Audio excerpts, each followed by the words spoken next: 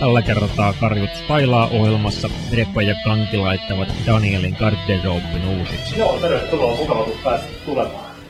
Ei mitään. Kiitti. No ei oo mikään helppo tapaus. Naamaa ei voi vaihtaa. No sitten, mikä toi on nyt? Toi kyllä lähtee. Tämä. Ota heti pois. Tämä. Ota heti pois. Heti. Okei. Heti pois. Otetaan pois. No housut nyt. Ne on kyllä tosi vastenmieliset. Ne kyllä vielä lähtee. Jaha. Ja koko pellepuku. Koko tuo pellepuku se lähtee. Tämä. Kaikki lähtee. Kaikki, joo. Stylattavana tänään on Daniel, 31-vuotias osakevälittäjä Kauniaisista. Danielin vaimo Rilta on kyllästynyt Danielin käyttämiin kamoihin. Okei, no meillä on nyt sitten tästä Danielin garderobi.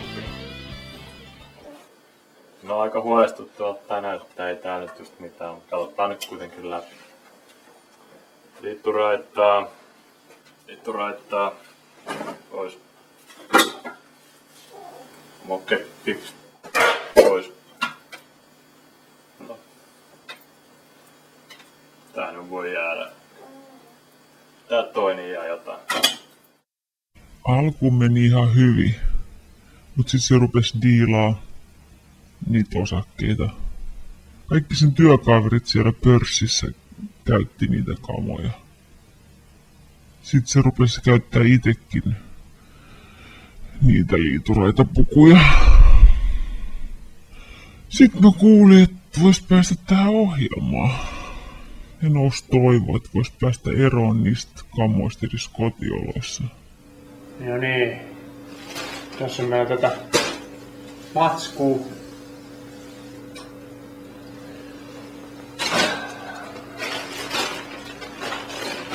Tässä on sulle darra. Tämmöset sisävaat, oloas. On se kiva itsellä. Tämmönen kiva pubihenkinen paita.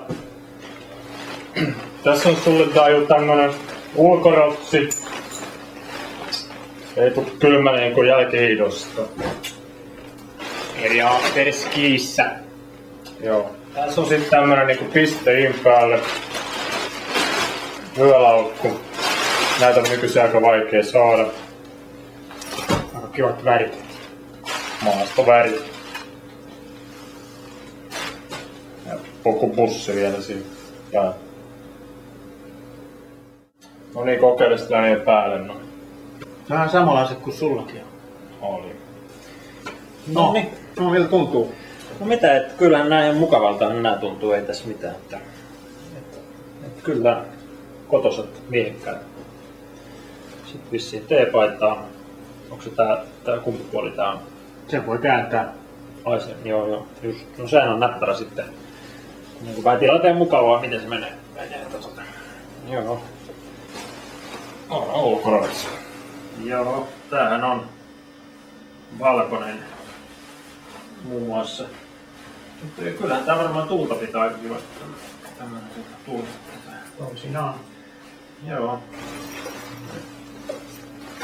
Jaha, tämähän on läppärän näköinen. Mikäs tää on?